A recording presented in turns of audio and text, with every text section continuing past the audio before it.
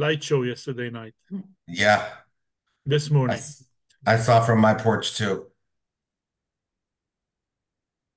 Where do you live? in Tel Aviv.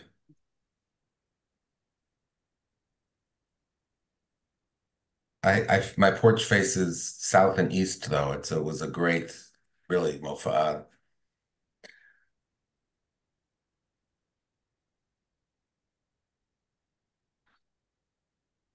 So we're already live. Welcome everybody. We're still a minute or two before the hour. Um, Going ahead with this really interesting webinar tonight. Very topical. We're all reminding ourselves all day that there's also war in Gaza. Um, Iran took precedence today over the airwaves in everybody's mind. Uh,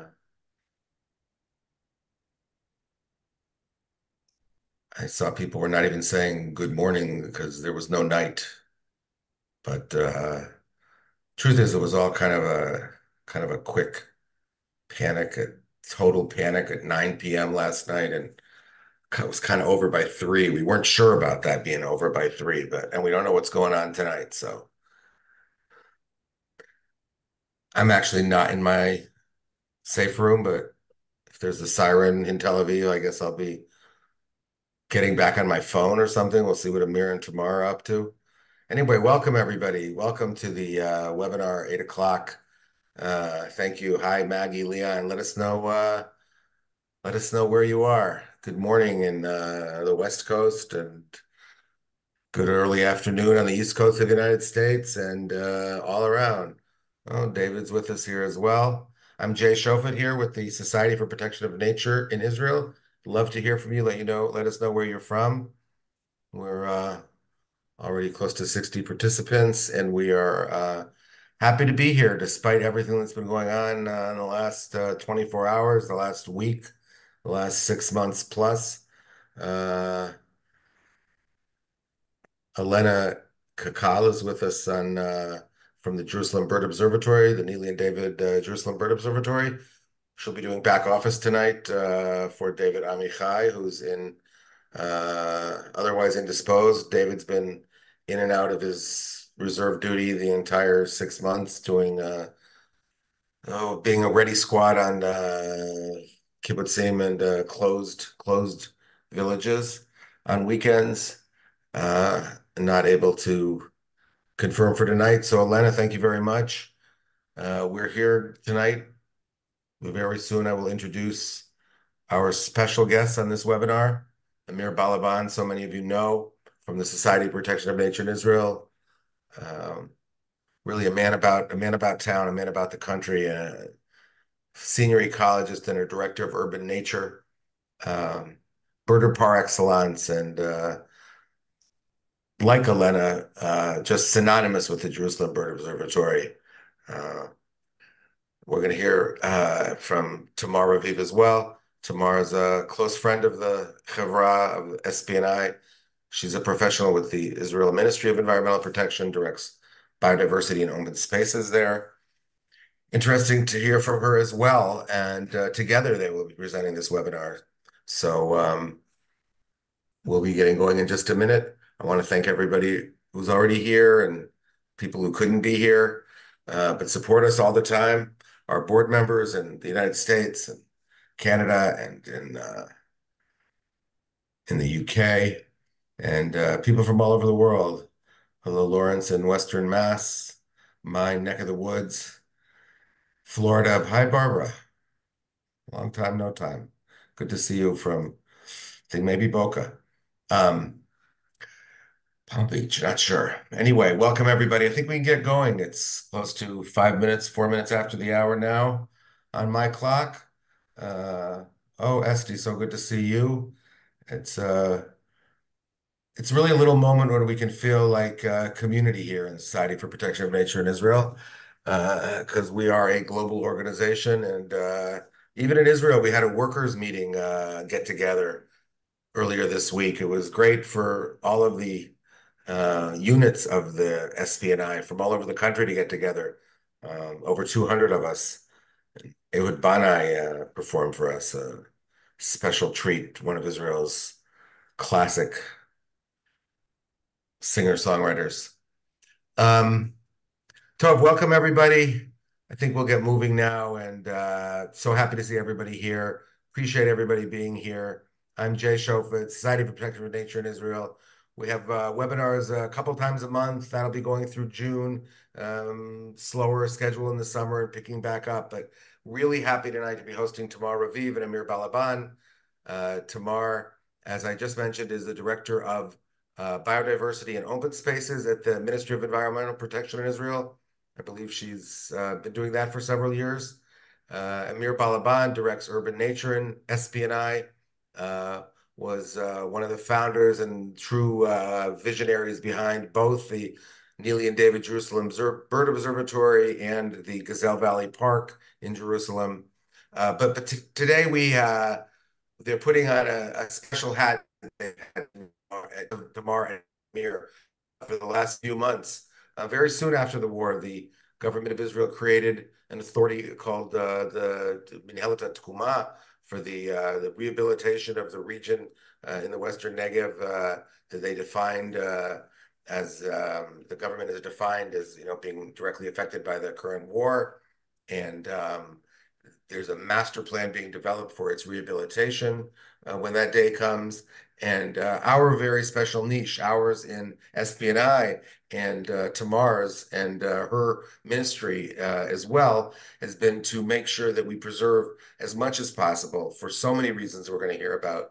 It's so important, the open spaces and the biodiversity, as well as community life. And it's part and parcel of community life in the Western Negev region. So, with no further ado, we'll be back for questions. If you have little questions, you can write them in the Q&A. We'll try to answer if possible. If not, we'll be talking in the last 10, 15 minutes of this hour with Amir and Tamar. So thank you both very, very much for being here in these crazy times, hanging, as Elena was saying before we got on, somewhere between the apocalypse and work as usual. So this is our bread and butter, and appreciate you both for being here and sharing with us. So thank you, Tamar. Thank you, Jay, and thank you for inviting me and Amir tonight. So we have a lot to say and not much time, so we'll try to go through the presentation and leave some time for questions. I think my mom's here tonight, so if I make any spelling mistakes, I'm going to be told off later on. I hope I didn't, but that's how it is.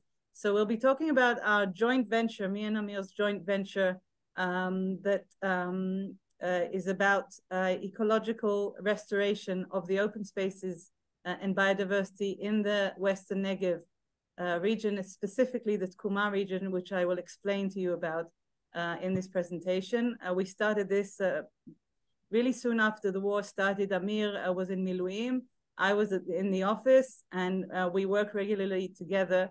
And I realized very quickly that the ecological aspects of what was of the damage of the war were not really taken into account during the development of the Tkuma administration.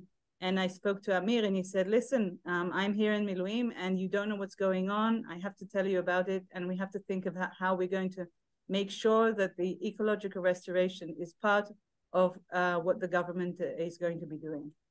So let's just see where we are on the map when we talk about the Western Negev. And I'm going to be explaining today about what's unique and what's important about this region from an ecological aspect. So first of all, we can see here on the left, this is the region. You can see the Gaza Strip and this whole area, which has a few regional councils, very big in area, and a few cities like Sderot, Netivot, Ofakim, which were all affected during the 7th of October. But generally, this whole area is called the Western Negev. And you can see how many settlements, how many kibbutzim and moshavim and small settlements are in this area.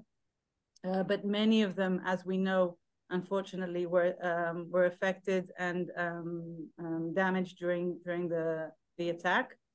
Some other facts so that we can understand what we're going to be talking about today is some ecological facts. One is the climate. The climate is semi-arid, so the rainfall is less than 200 millimeters per year, which makes it challenging for obviously for agriculture, for living in the area as well. There is a lot of agricultural land in this whole region, and a lot of agriculture development developed in this region as well, including the whole concept of water conservation. But that's another lecture for another time. The historical developments in Israel of the whole water conservation idea, and it's a tapestry of various landscapes, open spaces, natural open spaces, which also include nature reserves, national parks, ganim leumiyim, agriculture, obviously, aquatic habitats, which are mostly seasonal, planted forests. There are a lot of the Kakal JNF planted forests. They're not natural. Most of them have been planted, but they are also part of this tapestry. And obviously all of the settlements and cities. So this is all part of what we call the Western Negev, and what makes it so unique in some ways.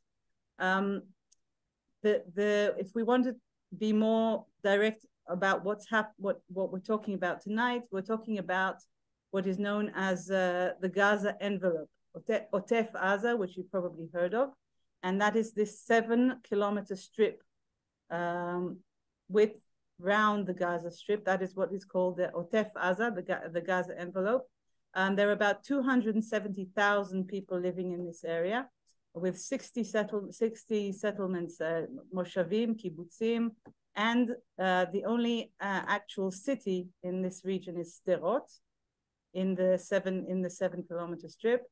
The socioeconomic rank it varies, but if you look at the average, it's 4.5 or 5%, 5 out of 10. Some of the settlements and the regional councils are stronger from a socioeconomic factor, but some of them are weaker. This is the average. It doesn't really mean very much, but that's one way of looking at the whole region. And with this information, the Tkuma administration was designated about just a few days after the attack. It's called the Tkuma administration, or Minhelet Tkuma, which is run by the Prime Minister's office, and obviously in response to the initial damage and attack.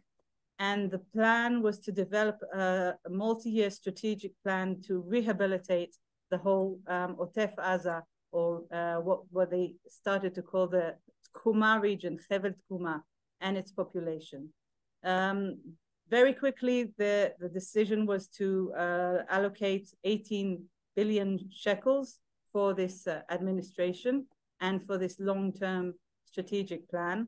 That is the amount, and this was the plan was to design tools, governmental tools, to strengthen and rehabilitate the whole region. So the government has been working on this plan for quite a few months now, and it started off with an outline of the main anchors, such as tourism, agriculture, development, infrastructure, and then putting in more and more actions and tools. As I said, we realized very quickly on that the environment as an anchor was not actually profiled into this plan, and this is what started to get me worried, and then Amir when he contacted me, because we realized that apart from waste and contaminated soil, which is obviously very important, the other aspects, including the ecological aspects, were not taken into account, not the urban nature sites, and not the national parks and nature reserves. And this is what we started working on.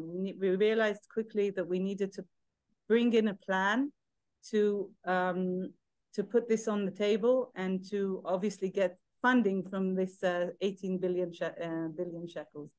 So at the beginning, it was not considered something that was part of this plan, even though the people who came throughout generations and obviously now who came to live in this region come so that they can live close to nature. They don't want to be in an urban environment, and that nature and the agriculture is an important part of their lives.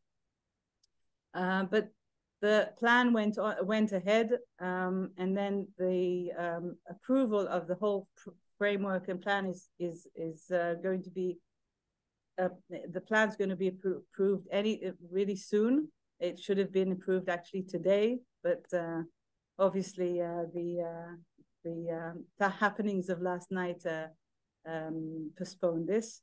And this is I won't go into detail because it's a very big plan, obviously.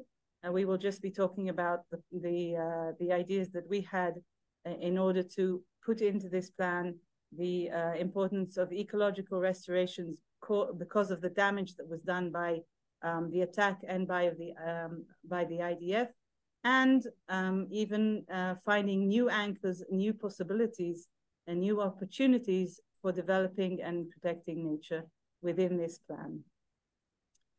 Also, the government is also working on the necessary legislation to put this long-term plan in place. So what are we talking about? What are we trying to preserve, to protect, and to rehabilitate? So in Israel, there are 26 ecosystem units, מערכות אקולוגיות. This map is done by the Nature Parks Authority. They mapped out the various ecosystems. 9 of them out of the 26 are at risk. This means that there's not much of these ecosystems left, mainly because of building and development, but also because of agriculture and other reasons. 9 of them are not represented enough in our nature parks and nature reserve, which is our main option for protection of open spaces. So some of these are at risk. The Western Negev region, which we're talking about, this whole area has 7 ecosystems, and I will be talking about them shortly. In this whole area, obviously, there are abundant fauna and flora, many endangered species, and also many flagship species. Maybe Amir will talk about them later on, but one of them that you probably all know about are the gazelles, which are threatened. And there are 4 main rivers, which are obviously seasonal, so most of them dry out during the summer. So these are our ecosystems. And the 7 ecosystems that we have in the Western Negev are these ones: the less plains, which are soils that are an accumulation of dust particles drifting in from the Sahara and Sinai Desert, and they accumulate on shrubby vegetation in desert edges. They're a very unique ecosystem, very delicate, and a lot of the agriculture today is based on these less plains. But unfortunately, we know that they are not protected enough. It is something that the Nature Protection Authority is working on today. Another one is the Kurkar, which is carbonized cemented quartz sandstone ridges, and these are also it's a very unique and unique ecosystem locally and globally. And also because of that, there are many endemic species that you can only find on this ecosystem. There are 2 kinds of sand dunes: the coastal sand dunes and the desert sand dunes, which are the inner more sand dunes. Also, are becoming less and less and more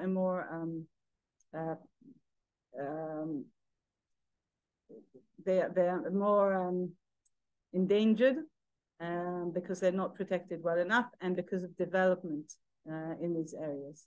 The semi-steppe Bata, which is a Mediterranean unit that we can see from east to south, and the climatic conditions governing the unit are a combination of local and global phenomena. The alluvial valleys under Mediterranean climate, which are characterized by its clay soil, and the shrubby steppe of the Judean desert and the Negev mountains, because this is actually in between two other ecosystems which meet in this area of the Western Negev. So these are the main Western Negev ecosystems. When you put this whole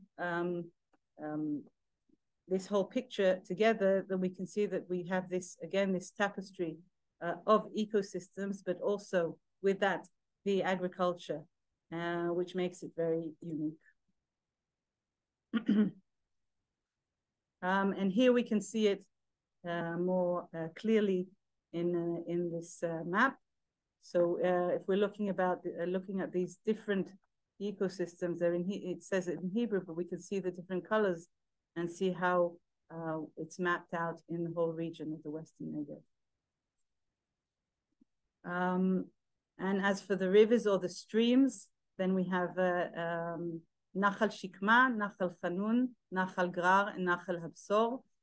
You've probably heard of Habsor, which is probably the most touristic river and is also a national park. So there are a lot of people who come to this area, but we have other rivers and they're also important. And as you can see, they're placed out from the north of the Tkuma region or the Gaza envelope to the center and to the south. Here are some just wonderful photos, most of them from this that Amir and his staff have given me from the area. So we can see here this combination, this tapestry, the sand dunes together here on the left with the agricultural fields.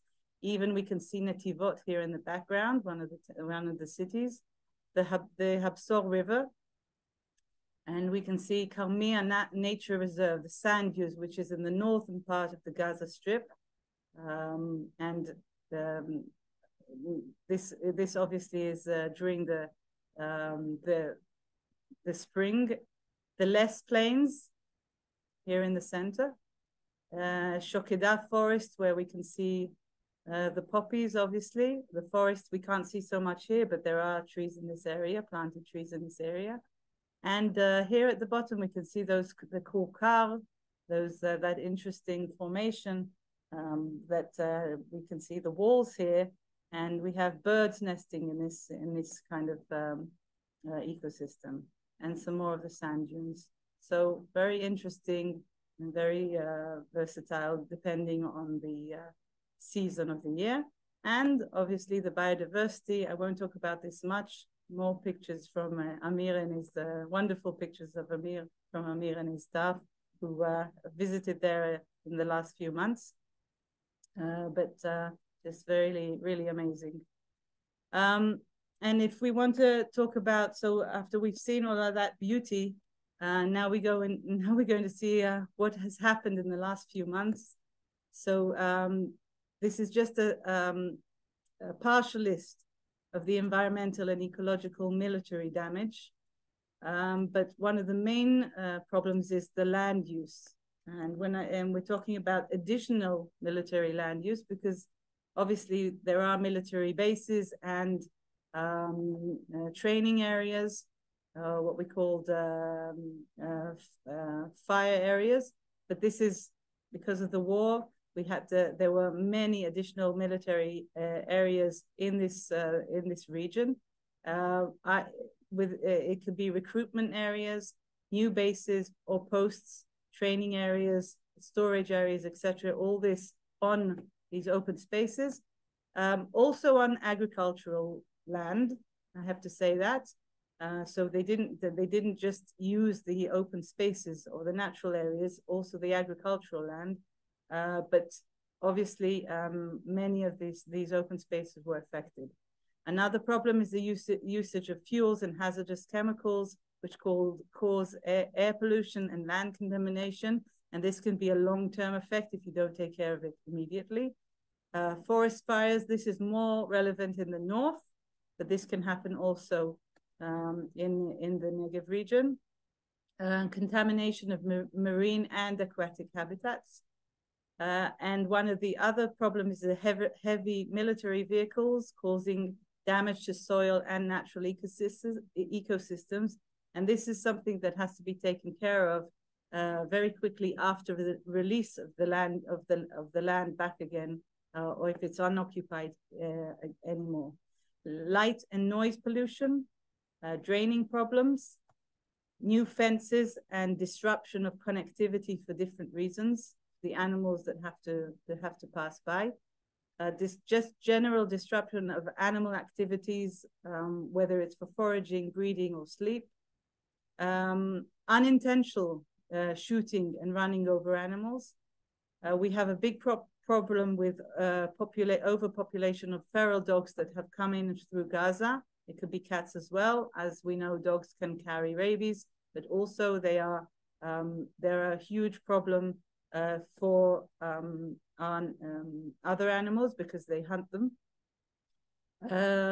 Sewage and waste of all kinds, whether they're left behind or they're just not taken care of properly.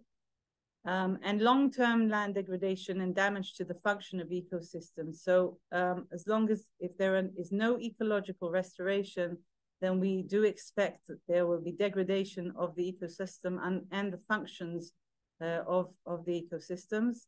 So that is something that is one of the reasons that we wanted to start working on this project. And invasive species, because we know that if you leave the degraded land if you think it will come back to what it was before, then probably not, because the invasive species will just be able to just take over the land, the area, and grow, and then that will be a problem that will be very hard to take care of later on. And here are some examples. I think Amir took most of these photos when he was in Miluim, and this is all over the areas. Some of the kibbutzim, Be'eri, Mirim, Nachal Oz, and the photos here. I think you don't have to explain very much. Just things that we saw whether it's waste or land degradation, and so on. Fires here on the left, waste, army vehicles, as we said, unfortunately, animals who get run over. And this is what happens. You can see some of the vehicles left, but they leave traces and they leave their marks on the land after they leave. And this is a map of of the damage. So together with Amir and his team and with the Nature Parks Authority, we managed to map out the areas that were damaged. We came up with about 7,000 dunams of areas that were damaged, open spaces. This does not include the agricultural areas, just the open spaces in the nature reserves, the open spaces that are not protected by law, but are part of this area, and the reasons and the damage that is mapped out here. We can see also here on the right, if you can read Hebrew, the areas themselves, whether it's Be'eri or Habsor, Nachal Grar, which I talked about before, Nachal Habsor, and the less areas, and some of the areas here on the north, which are the beach areas of Karmia, Zikim, and Nativ Asara. And here are the colors of all the areas that have been damaged.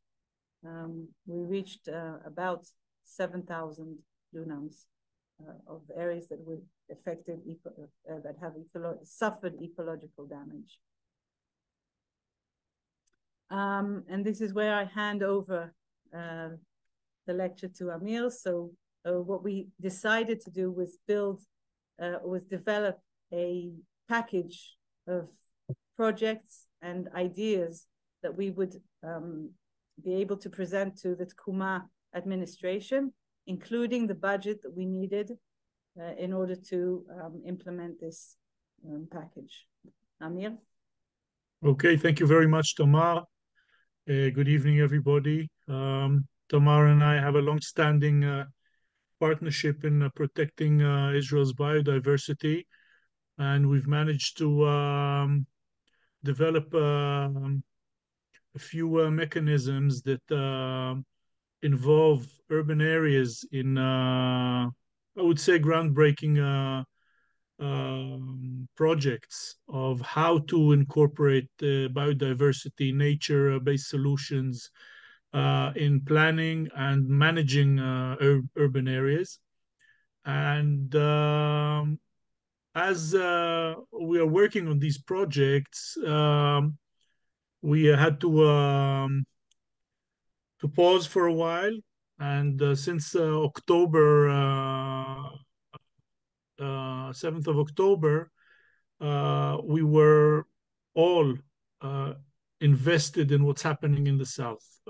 I personally was in the South from the 8th of October as a reservist, and I was mostly involved in search and rescue. But in army life, you have very active moments and you have relatively quiet moments. And in these quiet moments, you cannot not notice that war has a tremendous effect on people, on nature, on agriculture. And as the war started developing, it was clear that a lot of work has to be done simultaneously to tackle these challenges, and that people, nature, are interconnected. The idea of reconstructing the Western Negev is not only by spending a lot of public money on infrastructure, but also preserving its unique natural features. So already into the first month of the war, second month of the war, we were already organizing specific recce's and tours for decision makers to see the damage and to start to think how we can tackle these problems. And our disciplines are similar in many of our projects, but the first thing that we had to do is that we have to base our strategy on data. So what we specialize in is surveying the damaged areas, and also what are the focal points that should be dealt with. And here you can see the map that we created that is the sort of roadmap of where we should focus our efforts. You can see that there are a lot of damaged areas in the north and a lot of areas in the center and also in the south. And this is a lot to do with how the war is being fought and the effects on the local communities and nature. Next. So the idea is here to work with the communities. SPNI and also the ministry are well have a lot of experience in working with communities, and if the work doesn't start with the community, the sustainability of a project is very limited. We need to understand what people need, and what we developed is a kind of a three scale approach. A spatial, which is an extra large approach, dealing with the whole area and trying to interconnect, create projects that interconnect communities and habitats. That's one approach. The other one is a more regional one that focuses on a large city or a network of communities, and also on a small scale, understanding that if we want to restore communities, we have to find these urban or farm or farming community in these natural sites that people can relate to, and it can be a part of their coming back to their settlements and working in the settlements around natural areas. And in our survey, you can see here in these pictures, they were taken in the same spot, just with a few years difference. The damage is sometimes not that horrific, but it changes the whole feel of the area. This is why we're working and striving to work with the communities to restore the landscapes you see on the left. Next. And here you see another interesting feature, that one of the advantages of sand dune habitats and less is that they are relatively easy to restore. It takes time, but the effort is relatively easy. A lot of basic engineering and some work with botanical features, and you can get very good results in relatively short-term processes. Next. So this is an example of a spatial project, creating one of SPNI's trademark tools, which is nature trails. The SPNI has developed a world-renowned nature trail network, and specifically in the Western Negev, it is one of the sought-after areas for mountain bike trails.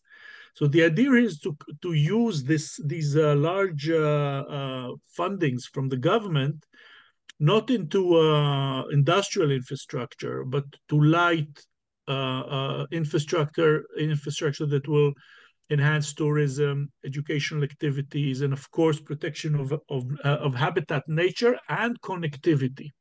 One of the most important features of ecological restoration is creating this connectivity for people, but also for wildlife. Next.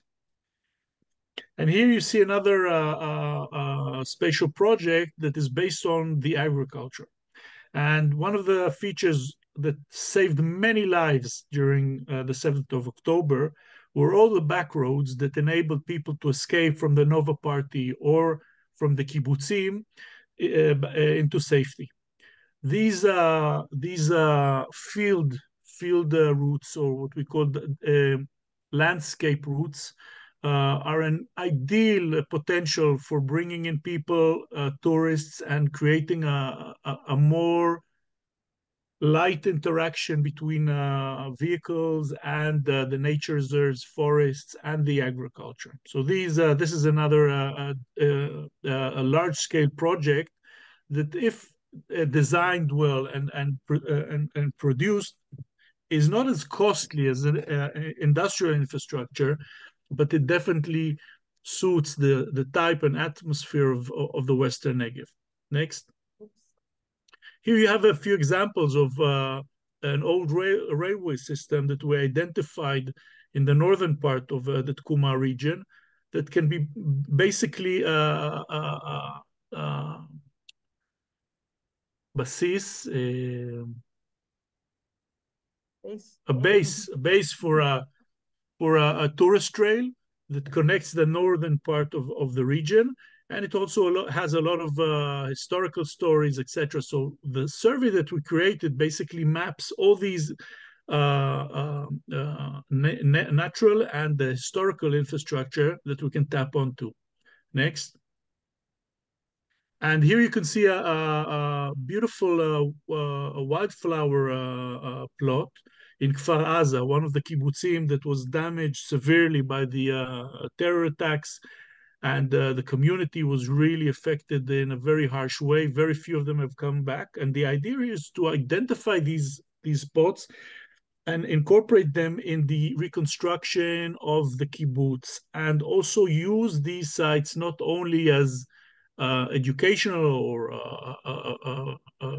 focal points, but also connect them to the memorial aspect of what happened. And a lot of the communities there are very, how would I put it? They are very challenged by how to commemorate these events, and a lot of them feel that it should be done in a very delicate and in a way that they can carry on living there. So these are things that have to be dealt with a lot of care, and basically let the communities lead the way, but make sure that they have the possibility to invest in the nature close to their communities. Next. This is another beautiful plot in the southern part of Tkuma region, one of the last Negev iris concentrations in Kibbutz Nir Yitzchak, which was always a kind of a well-known secret or a kept secret by the kibbutz, but it was damaged by a lot of tank tracks. And the idea here is to focus the investments in restoring these sites with the community. Next. And as I said, we do a lot of work together about focusing on urban communities. And here you have a preliminary layout of all the urban wildlife sites in Sderot. Sderot has been suffering from the situation around Gaza for the last 30 years, 20 years. And it was hit very bad during October 7th. So here we've identified and we've already discussed this network with the municipality of Sderot, and they're very keen on using the funds from Tkuma towards developing this network. Maybe not all the sites, but the major sites that can affect sustainable living in Sderot. Next. Here in this next slide, you will see some of the habitats in Sderot, which are some of them are in a state of neglect, and here these government funds can be an amazing way to create these urban wildlife parks. Some of you may know Gazelle Valley Park in Jerusalem. These are parks that incorporate treatment of water runoff, urban water runoff with biodiversity, wild animals, a lot of education, and they have a very important effect on how city develop and also are managed. Next. So here you see another layout of sites in Moshavim and Kibbutzim in the southern part, bordering the Cholot Chalutza, which is what we call the Israeli Sahara, a beautiful area full of sand dunes and sand dune habitats and wildlife, really very attractive. Next. And in this survey, we created this catalog that will serve the Tkuma and the ministry and whoever comes to start the restoration projects with a catalog that identifies, quantifies, and makes these sites available for restoration and connecting to the communities. Next. And here you can see another list of thematic projects, such as educational centers and horticultural centers that will supply the botanical material needed for the restoration projects. And also there will be a lot of planners and designers working in the area. And the idea is to create a hub where they can get the information how to use nature-based solutions in their process and maintaining the habitats and wildlife as best as we can. So in general, next one. The next set of projects that we brought up, creating the birdwatching centers based on the models we have in other places in the country, such as Jerusalem, Eilat, and in agricultural communities in the north. So the idea is to use a lot of the know-how developed in SPNI, Nature Parks Authorities, JNF, and all the stakeholders to infuse nature and communities strategies in the area. Next. Here, this is a list and some of the bird life that you've seen. By the way, the bird on the right is a black-shouldered kite. It's a new immigrant to Israel. Started nesting, first nest started 2012 in the Hula Valley, and now it's commoner than the common kestrel. Very widespread, and it's an amazing addition to our flora, to our fauna, and also very effective in agricultural areas because it's a rodent killer. Really, a very, very effective biological terminator. Yeah. Saves agriculture a lot of pesticides. Next. There's some more. Tamar, of the bird life of the Negev, one of the most important areas for wintering raptors, and a lot of open space, open land savanna species. Next. So basically, and this is back to you, Tamar, we are trying to combat other fields of restoration, which their effect on nature is very, very negative. And Tamar maybe can update us on where we're standing now and what's the prognosis. So what we did after we developed all of these ideas and concepts and put them in a package, we also had to give a budget to all of these, or at least an estimate. So for the ecological restoration of those 7,000 dunams, we created a tool to estimate, because we've never actually had to deal with this kind of challenge on such a large scale and in such a quick time. And we came up with I think a budget of about 72 million shekels, which isn't very much, because ecological restoration, if you do it properly, doesn't need a lot of funding. It needs long-term restoration. You have to go back to the area again and again to make sure that it's taking on and there's no invasive species, but it doesn't need so much funding. Still, we do not have the fund. So to date, we still don't have the funding for this process, but we're still working on it, because it's the IDF has to take this into account, and the Tkuma administration has been saying this has to be a task of the Defense Ministry or the IDF itself. So we haven't finalized and found the solution for this, but we know how much it's going to cost. And for the other projects that Amir has told you about, we have estimated about 300 million shekels. So we're talking about those urban nature parks and the community nature parks, the educational centers and materials, nature trails and landscape trails. And this is includes obviously the bird network and those heritage sites as well. So about 300 million shekels is the budget that we have estimated, and this is what we gave to the Tkuma administration. Before I update you on where we are today and if our joint venture has succeeded, then I will kind of end with the vision that we have developed.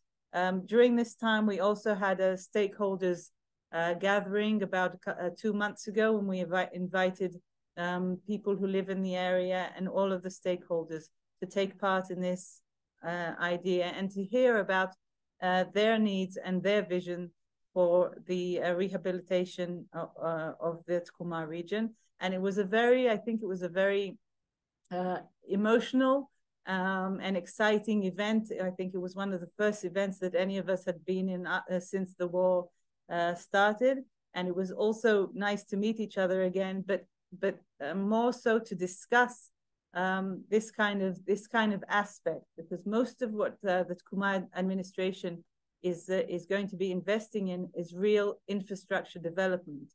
Obviously, health and sports and communities, but it will be a lot of investment in infrastructure, agriculture obviously as well, but the ecological aspect and the nature reserves was something that I think people wanted to talk about. So the vision that we had discussed is that the Western Negev is a unique tapestry of open spaces and is part of the identity and quality of life of the residents of the Tkuma region, and obviously of the Western Negev in a whole.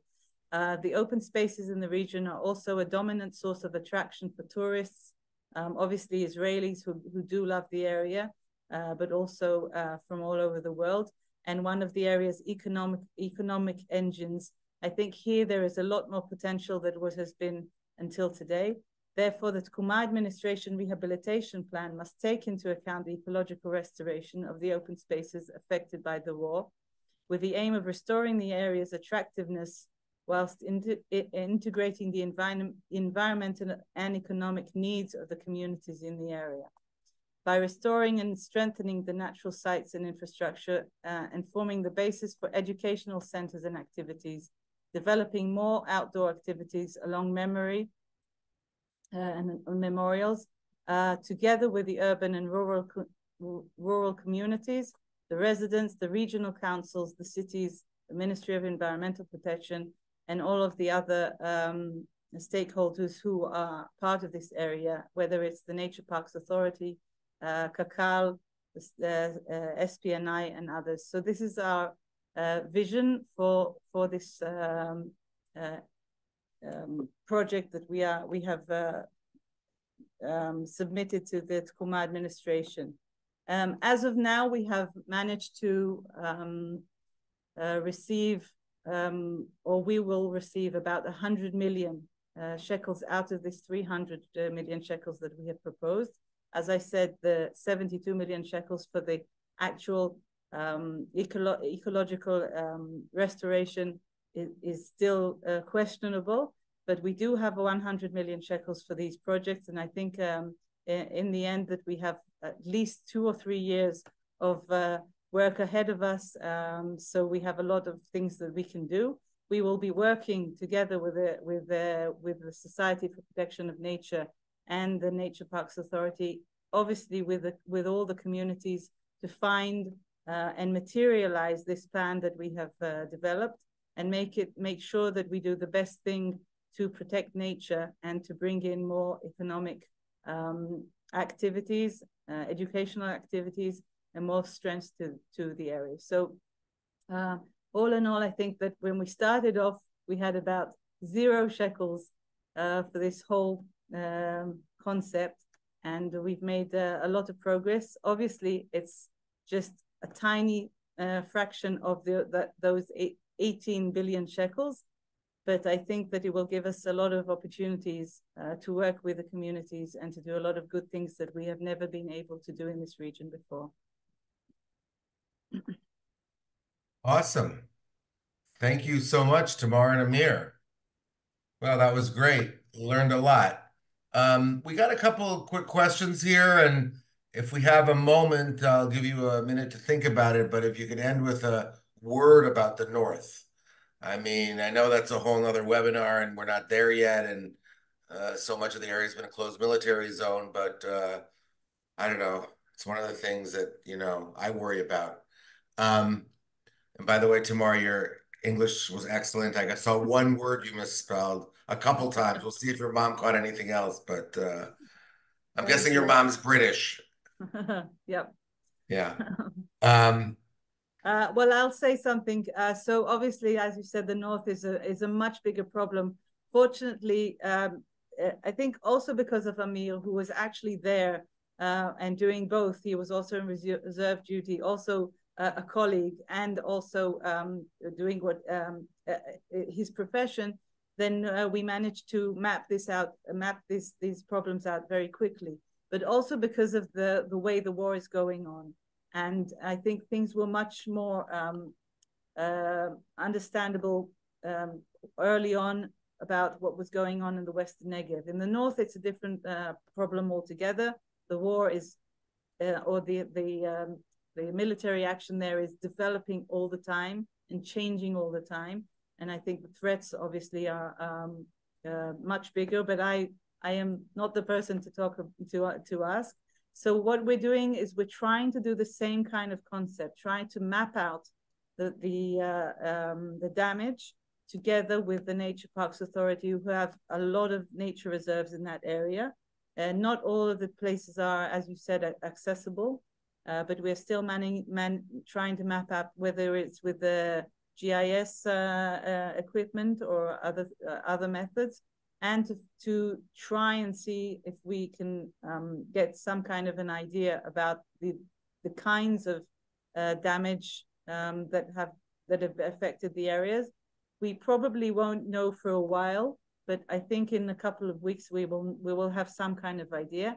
And if the government, as I understand, is planning to promote another government decision then I think we will be able to at least give an estimate of the funding that we need for the ecological restoration. It will probably be much more than the amount in the south. So that's as much as I can say right now. Okay. If Amir knows anything else about what's going on in the north. We'll give Amir the last word in general, but just a couple of quick questions, or not so quick, but one of them is quick. B'nai Netzarim, was that on the list of communities? Somebody wants to know. It's right next to Naveh. It's out of the 7 kilometer radius, I think. So it's not in, but they will receive help, but not through Tkuma, I think. Really? Because it's literally next door to Naveh, which is in. I'm pretty sure. One of the problems at the beginning with the Tkuma administration was this line of the 7 kilometers, and which actually parted even regional councils in the middle. For instance, Eshkol Regional Council, which had some of the kibbutzim were in and some were out. I think that's been discussed and has been agreed upon, that at least Eshkol Regional Council will have all of the kibbutzim inside. But a bigger problem is Netivot and Ofakim, the big cities, which also were attacked on October 7th and are not entitled to the same kind of funding. At the end of the day, me and Amir, I think, have an idea that we will be able to try and get some funding for at least urban nature projects in the future.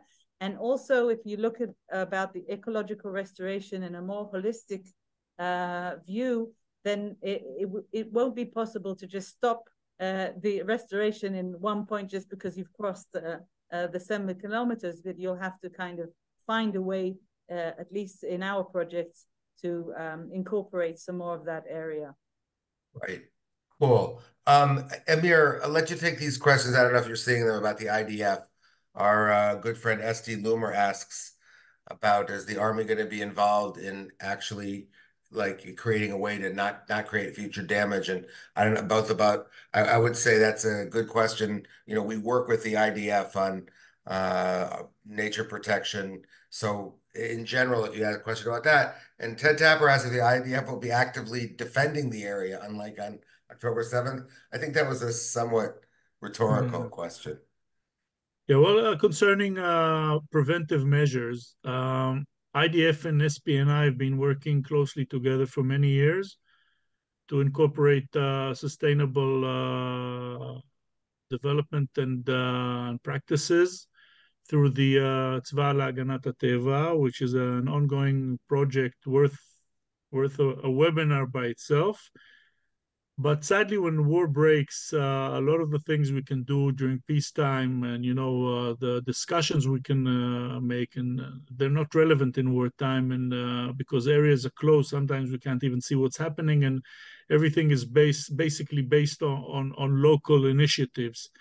And the damage, for example, to Mount Hermon Nature Reserve, I don't want even to go into it. It's so depressing. But we will have to deal with it. So yes, there are some things done. There is cooperation, saying that, but at the end of the day, war is war, and it's very hard to influence in the intense stages of active war. So that's about this, and yeah, I think that's what I have to add about this. If I can say, just to add to that, I think that today, because of this project that the Tzva Haganah L'Teva has been going on for so many years, then there is much more understanding about these problems. And I think that when we're over this war, the IDF will be much more inclined to work towards restoration much more quickly. We won't have to convince them that it's important, because I think they already know it, and hopefully they will be able to participate much more quickly in projects like this. That's a big chapeau to SPNI, really, for this important project. Daniel, I think Tamar and Amir answered the question that they're optimistic. I mean, they've already got a lot of money. They started at zero. I think it's an ongoing process in Israel. And there's methods sort of like they're doing, and then they'll get funded. It's a thing. But nobody really knows what's going to go on and what the needs will be when this whole thing is over. It's so far from over. Dan Pava, board member, former planner himself, asked about if we know about, is there precedent anywhere else in Israel or other countries for this kind of regional rehabilitation project? I imagine there are. Has Israel ever done anything like this? There are, you can actually see there are articles and even research done about the ecological damage in combat zones. It's something that you can check on. I don't know how it's done. I think in Israel, obviously for us, we do have this work ongoing because of the fact that we use open spaces and use even nature reserves for military practices. So we know how to deal with these things, and we also have experience in these specific and very delicate ecosystems that I talked about before. We are something that maybe we don't know, we can't learn from other countries because they don't actually have these ecosystems. So the restoration is also dependent on what kind of ecosystem we are talking about, and some of them are very unique to Israel. Good point. Good point. Thank you. I don't know if we missed any questions in the chat. Current need for volunteers in any of our activities. On a very specific basis, occasionally, not necessarily war-related, but talk to us privately. The website will be on our, yes, we'll be recording. It'll be up tomorrow probably. I hope everybody enjoyed it. Tamar, Amir, any last words? In general? May we all have a very quiet evening and carry on doing our jobs as we've been doing with extra effort and hope for many successful stories. Amen. And I will just say, I think that the fact that the Ministry of Environmental Protection can work like this with the Society for Protection of Nature is very important, because we bring in different aspects and different way of looking at things, but also what we have in common. And this is something, I think this challenge was I'm at least satisfied that we managed to get some of the funding and more importantly, the understanding that this is important. So obviously working with Amir is very productive in many ways. As he said before, we have a long history together. And I just hope really hope that the hostages will be back with us before Seder night. That is my hope before anything else. Halavai, inshallah. Elena, thank you very much for your help tonight. Would you like to say anything? No problem. I just wanted to let people know that if you missed any part of this, if you know someone who missed it, it will be up on the website, natureisrael.org tomorrow, and it's also on our Facebook page, so look for it there. And also to invite anyone who's coming to Israel, if you're coming to visit or in a solidarity mission, come visit us. We have English trips going out at least once a week, and sites such as the Jerusalem Bird Observatory, the Gazelle Valley Park, the Eilat Park, etc., are open, receiving visitors, and we're quite happy to show you around. So pop us a message and come and visit if you're here. Thank you so much. Today, but thank you. Yes, not today. A good time not to be here, but maybe next week. But I can't leave the webinar without just mentioning, if you haven't seen already, Israel's very rare six-legged gazelle, spotted and documented by Amir Balaban. Just Google it, six-legged gazelle, Israel, our Facebook and Amir's Facebook and YouTube. Very rare sighting of a, what's the condition called, Amir, in Latin? Milopelia. Milopelia. Mylopelia. Milopelia. It's lots of fish. You can look it up. Six-legged mountain gazelle, and not April Fool's Day. It's a real. It's No, a true, no. it's a real true condition. event. It's a You'll true be event, and amazed. it's rare to spot in nature. It means multiple organ creation in the womb, apparently. And this is a six-legged gazelle that survived, as Amir describes in his post, which is also on our site.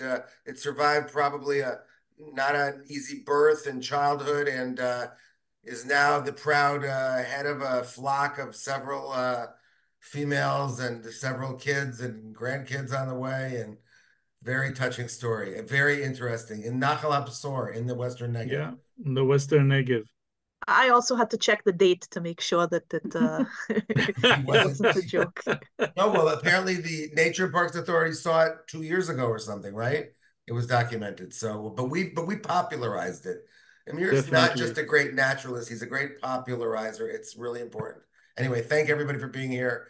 Everybody's have a quiet day, afternoon, night. We hope to report on that as well from here. Thank you so much, Tamar. Thank you, Tamar's mom. I'm sure you're still here.